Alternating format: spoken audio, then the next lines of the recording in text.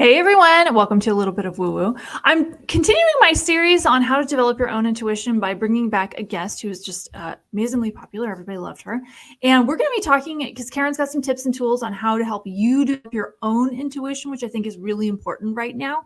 It's lovely if you call someone like myself and Karen for an appointment, but it's even better if you learn how to use your own intuition to make your everyday decisions about things, even at the grocery store. Should I be buying this apple or should I be buying an orange instead? I love the idea of everyone doing it, and I'm excited to have Karen back. Karen Wegehenkel is an intuitive healer, a meditator, and an animal communicator. I love that. She's been on a path of spiritual growth since her awakening in 2008. We're going to definitely ask her about that. Over the years, she's collected a plethora, I love that word, of tools to find the problem of the root problem quickly and solve it effectively on the soul level. As a highly sensitive, she's helped people gain their own tools for transformation. For today's session, one of the things she talked about, we talked about this off the air, she has actually created a PDF because it's one of those things where it's hard to talk about everything in a short 20-minute format.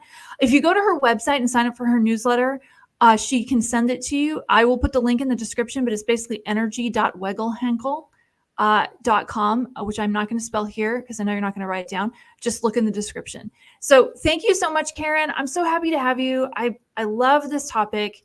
I am big advocate of people having their own tools to create their own things. And what do you think, to start off the bat, what do you think is the most important thing people need to develop in order to intuitively develop?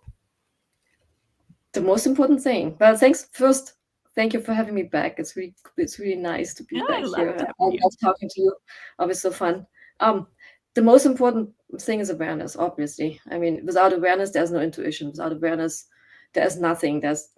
You're just like going autopilot and you go through your day and that's it. So you need awareness, and if you develop that, the intuition will come automatically.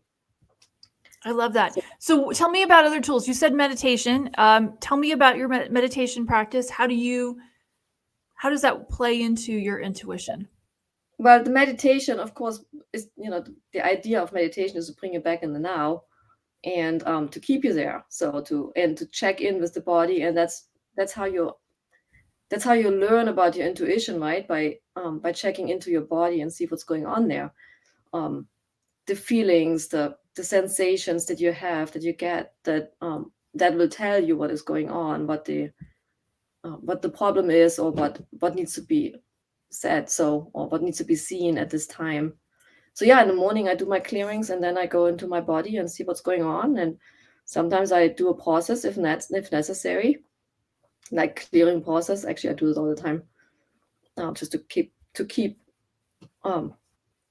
everything clear, to keep everything working or flowing in the right direction. I love what you just said, because there's something that happens to women a lot, and guys probably, I'm sure it happens to men too, but it happens more to women than men.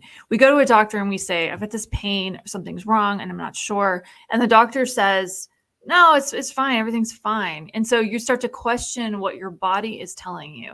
Tell us more about how do you learn to listen to what your body is saying? Talk about that a little bit.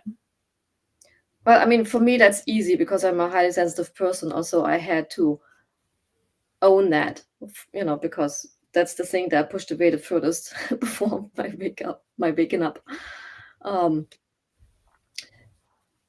How to develop that? It's like, be nice to yourself and trust yourself. I mean, that's not an easy thing to say, but maybe just looking in the mirror and smiling, and say, I love you. Or if you can't say that quite yet, you can say, okay, maybe I love the tip of my nose, or I love the way my eyes are shaped, or something like that. But I will find something that you love and say that, so you can develop that love for yourself, because I think this is so important. And without that, your body won't be important to you. So you make your body important, and then this creates the love for yourself, and this way you can feel better, because your body is really just there. It's a vessel for you in this lifetime to see what's going on, and your body is happy to tell you that. You just have to listen. I love that. And certainly there's plenty. We get 1,000 messages a day about how our body is not good enough. We haven't gotten the tox. Maybe we need to lose a few pounds. I love the idea of bringing it back to self-love as a part of developing your own intuition, because I think you're onto something with that's an important piece. Tell me a bit about your awakening, because I know everybody has an origin story. Some are more interesting than others, but tell me about your awakening. You said 2008, it's a very specific date. What happened? Yeah, well, it wasn't too pretty. Never is, It right? usually isn't, yes. So yeah, I went back to see my family in the winter. To like, because my family is all in Germany, everybody's in Germany. I'm the only one who made it to the US, and so I made it back there to visit with my little girl. She was, I Your don't know, daughter. 9 by this point. Oh no, actually less than that, 6 maybe. She's not little anymore. I've seen this Oh daughter. my God, she's 20 now. Can you believe it? Anyway, so we went to Germany, and my mom had her first manic depressive episode by this point, and I didn't know that she was manic depressive until then. You didn't And it was, know? Nobody knew? well, I mean, we knew that she had some depression issues before that, but she was never manic, and I've never Interesting. had that. Okay. And she was completely changed, and that just blew me out of the water. I was like, oh my God, what am I going to do with that? So when I came back, I had friends here that I had found just the year before, and they were just like, okay, good, let's lay down on the couch. We're going to do some energy work with you. And they didn't even touch me. And the next day, I felt so shitty. I had to come back. So he just touched my feet for 10 minutes. And then I felt fine. I was like, okay, there's something to that. I can't deny it now. So that really was the starting point. I mean, like, of course, I dabbled into a little bit of hands-on healing and stuff beforehand, but nothing like that. And then I did an apprenticeship with my friends for a year to learn their tools, their intuitive tools, intuition and stuff like that. And also the hands-on, like, I mean, the first thing is the easiest if you can do it physically, something, because then you can fake it until you can actually feel it. And that really helps. And they showed me some things like, like if you push your hands together like this, there comes a point where they feel like there's something between there. So that's a good one to actually see that there is actually something there, or to feel that there's something there. So it's like, you don't believe it until you actually can feel something, right? I So get I that. was We definitely, if it's hard to quantify something you can't see. I mean, I can see my right. hands, but So I was, yeah, sorry. Oh, so no, go ahead. Yeah, before my wake up, I was an absolute non-believer. I mean, I was totally buying into the technocracy of the world, into like science is everything, and that's the new religion, right? So after that, I'm like, okay, well, I can't deny that. So what am I going to do with that? So my whole world changed, practically. My whole world view changed. I love that. I love that too, because there is something to. It's almost like a disillusionment when you realize that, geez, science doesn't have all the answers. Wow, that's shocking. Like it's like when you figured out that your parents don't know everything. Remember, some people remember that day very specifically. I can remember mine, but it is an interesting awakening when it's like, oh, these things I was relying on that I thought was the answer to the beginning and the end of everything, it's not. Fudge. What do I do with that? I love that. Yeah. So tell me about, I know that you do things on a daily basis you probably don't even think about. And guys, forgive the pixelation on her end. We are in an area that is, we're surrounded by fires right now. It's hot as Hades here. And so you'll have to forgive the video. But anyway, I'm going to go back to my question. So please forgive us. Tell me about, I know that you do things on a daily basis that most people probably don't do that help improve your intuition. If you can kind of think of some of those things that, if it is, you said I love that you mentioned some clearing, some emotional clearing or some energy clearing. Can you talk a little bit about some of your daily practices? Because what I'm hearing is these things don't take a long time, but you're just like little things that get you better every day, right? Right. So yeah, I mean, the clearing, that's what I do in the morning. So I clear everything that I am, everything my body is, and everything that I have a connection with, or everybody I have a connection with. And that I do that because people, me, I'm sure other people too, but me, create like, how do you call that? Beliefs about things and people and my body that is not helpful. Or maybe they are helpful in the moment, but then they're not. So I want to clear all those things. So I create them over the day, and then I'm gonna clear them in the morning the next day for the day before. Also my relationships with other people, because if I get stuck in a relationship that I believe is the way it is, I cannot see everything else that this person has to offer. So I can't keep myself stuck. I keep the other person stuck as well. So I clear that. When you say clearing, is it like cord cutting, or what are you doing? It's a process that I learned from access consciousness. It's the Okay. clearing state that they have. It's simple. And I do use the archangels. If I have anything specific, I use the archangels as well. So I do the access consciousness clearing, and then I do the archangel clearing, because they get it on a deeper level. Okay. And that's really just like I have my Archangel Michael that I use the clearings with, and then I have Metatron that I use for any structural things like protective shielding or something like that. So if I go anywhere somewhere during the day, I usually put a shield on beforehand, just in case. You never know. So I don't want to spew anything out, and I don't want to get anything in either. So. It is interesting, kind of, those of us who do intuitive work, people can see it, and unfortunately, sometimes it's the most mentally ill people that can see our light. And I had a girlfriend years ago. She was a psychic, and she said, I don't know what it is. It's like a magnet that says, I'm crazy. If you're crazy, come talk to me. And because I thought that's really weird, but every time we went anywhere, the person with schizophrenia would come over to her and start having a conversation, and it was bizarre. And I like what you said about clearing this sort of shielding. Tell me a little bit more about how you're tuning in, because I know you work with clients, because you do create logos. I've seen them; they're beautiful. Tell me how you sort of intuitively tap in to ask the logo how it wants to be or what it wants to look like. Okay, so I would create my my protective shielding and invite the entity of the business of my client into that. Interesting. Okay. And then I have a conversation with them, practically. Or sometimes they don't talk, so they don't always talk. But I always get something on the feeling, and sometimes I get a color, and sometimes I get like what it looks like already in my head. So it's like it depends on how they communicate with me. Not it's not always just talking. I love that about businesses, because people don't think of businesses as having a soul, but they really do. And they will talk to you.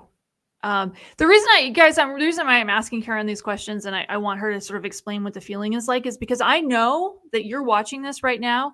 You're getting the same kinds of things, and you don't know if it's normal. And so Karen's describing what this feeling is like, how it appears to her, and hopefully you're getting a sense of when it's happening to you, when a business entity, the business itself, is talking to you, you're getting this, oh, well, that has happened to me too.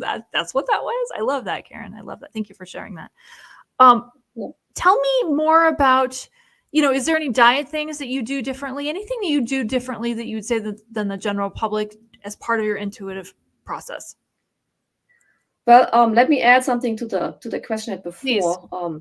Because so what I've been using lately for my meditation is called inner guide meditation, and I found it extremely helpful. It's like using your imagination to go through like a magical world of some sort, and it's just really just like I am the receiver. I'm not making it up. It just kind of comes. It's like it's already there. So this makes it easier for me to talk to an entity like this, because I can just use my imagination to see it there and then wait what comes.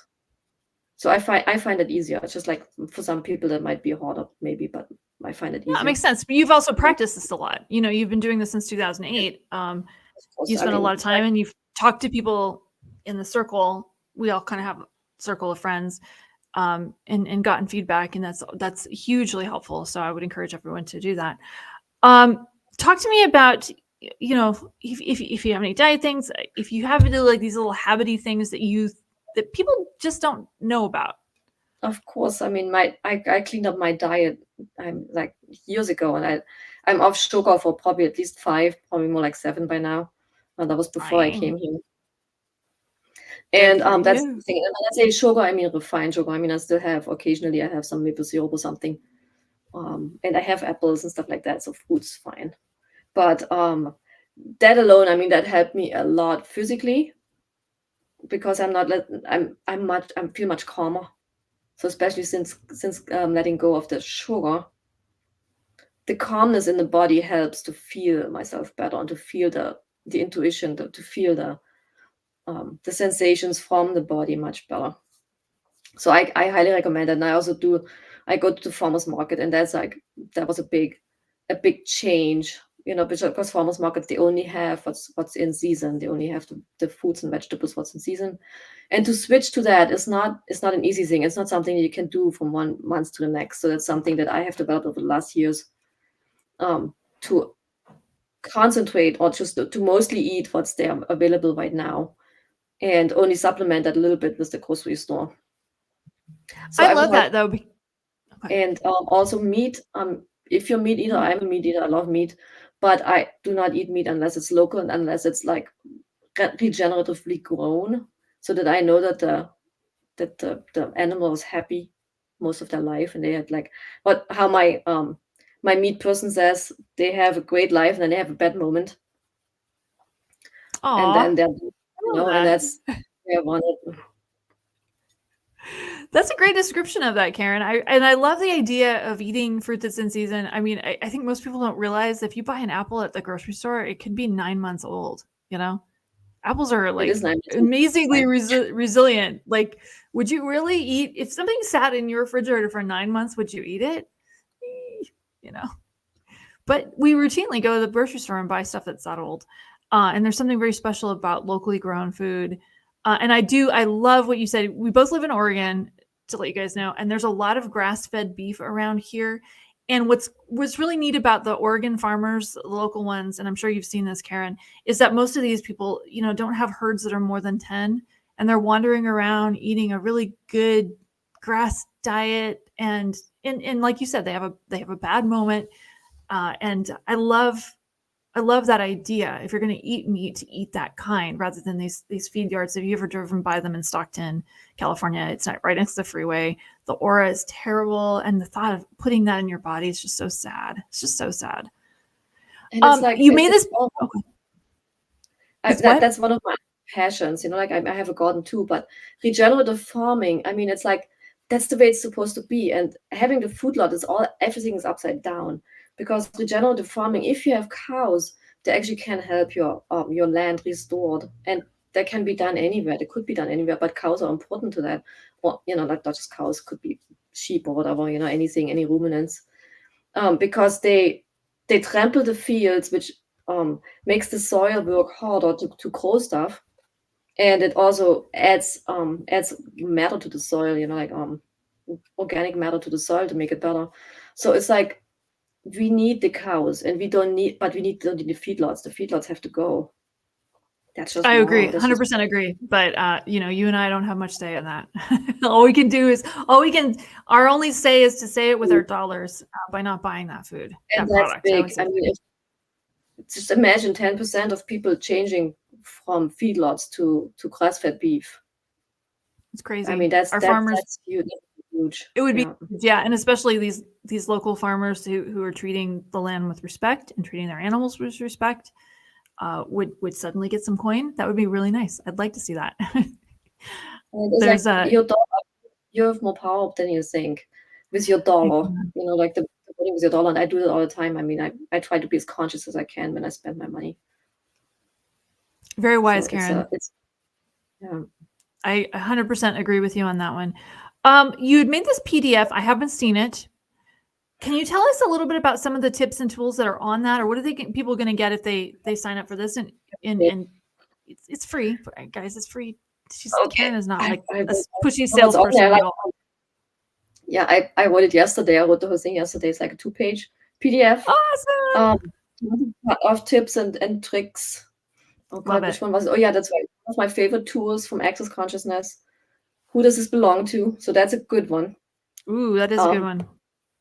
Yeah, so anything that comes up in your mind, like, I don't know, you feel really weird or you feel really anxious about something, all of a sudden, ask yourself, Who does it belong to? And most of the time, like 98%, 99% is not yours. So what you do is you send it back to sender with consciousness attached, so that they can take care of it, and it goes, like it leaves you, and then you feel much better. It's like, and when it belongs to you, then you can do some clearing on that end to find a root and just get it out of there. So it's a really powerful tool. I mean, that alone. And I have the link to the original, or to the explanation that Dr. Dr. Dane here does on the website, on his website. So it's on the in the PDF as well. Okay, But that's I one love that. and I have love used that that. for so long.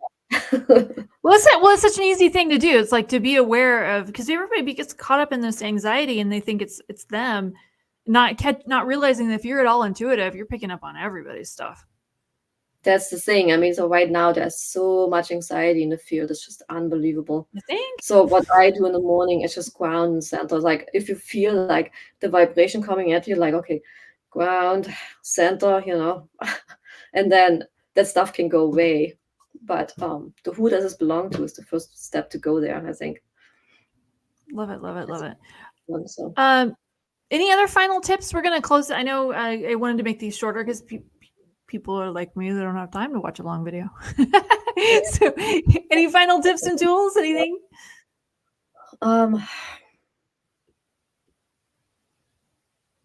Get the PDF. You put it all in the PDF? PDF, yeah, get the PDF. I know, it's like I'm blanking right now. Wow. That's all right. No, that's all right. there's so many things, like this weight test. Like when you go to the grocery store, for instance, pick up a bottle of vitamins or something and hold it on your chest, and then ask your body if this is right for you. And if it is, it probably sway forward, and if it's not, it will pull back. So that's weight test, and that's easy to do, and it is a little bit is inconspicuous. I mean, you can also take like a big bottle in the grocery store and do your what they call them, the muscle testing. But Yeah. people might stare, so I try to stay away from that. And then they'll ask you, the people in the know that will ask you to muscle test them for something. There we go. Yeah, that we're doing it. But that's a good idea to ask you. That's a good way to ask your body, is that what I need? Is that good for me or not? So that would be another one. I mean, your intuition doesn't always have to come from you thinking about it. It can also come from your body really, really showing you. And that, I think that is something that something to start with, something easier to start with. That makes more sense, and it's there, it's physical, so it might be easier to understand. Love it, love it, Karen. So any final tips? I'm always telling people, I will jump in with mine while you think of one, but I always tell people that anything that I say or anything that somebody outside of yourself says is never going to be more valid than how you're feeling. So if I say you should go left, and that just does not feel like the right answer, don't listen to me. I don't care. I'm not trying to That's sell you right. anything. Well, you can book a session with me, but only if you want to. But I don't care. I anything like that you can think of. Oh, absolutely. I mean, come up with your own answers. Find your own answers. That's the most important thing. Everybody tries to tell you what to think and how to think. Do not do that. Do not ever buy into that. You have to find your own answers. What I say might not be vibing with you at all. Like it might be totally like she's totally full of it. And that's fine. If it doesn't work for you, that's great. Move on. Find something else. But if it does, just get the bits out that are working for you and make it your own. Make them your own. I think that's the most important thing here. I love it, We're Karen. all individuals, and we need to be individuals. It's like like snow crystals. We need all of them to make that beautiful light that we all have together. So I love the other thing you said in the beginning, and I'm just going to reiterate that because I think it's an important point, is that it really does come down to self-love and learning that to love yourself is a big key. So what the takeaway I'm getting from our conversation is that it's self-love. It's learning what's not yours. It's allowing for body and psychic and body wisdom. Anything else? to clear. I mean, clear. I Clear think that's the emotional, most. yeah, clearing other Yeah. people's fertilizer out of your, and she does have on her PDF, it explains how to do that. So I love that, Karen. So thank you so much. I will put a link in the description of how to get a hold of you. I know it is her website, is her name. Her name is actually on the screen right now. If you look, it's also in the description. You can just click on it. And I'm so happy to have you, Karen. Thank you so much. You do private sessions as well. And I know you do logos for people, which I think is really cool, right? I do. I mean, graphic design is my main occupation, but I do like to include the woo in there, and I do give private sessions as well. So most of the time it's like animal communication, but also if somebody has anything that they can't solve at the moment by themselves, I help them find their own tools and to work through this. Love it. Thank you so much, Karen. I really appreciate it. If you guys got something out of this, like it, I would appreciate that. Doesn't cost you anything. We both are available for private sessions, and hope to see you guys next time. Thanks so much for watching, everyone. Thank you. Appreciate it. And thanks again, Karen. See you next time.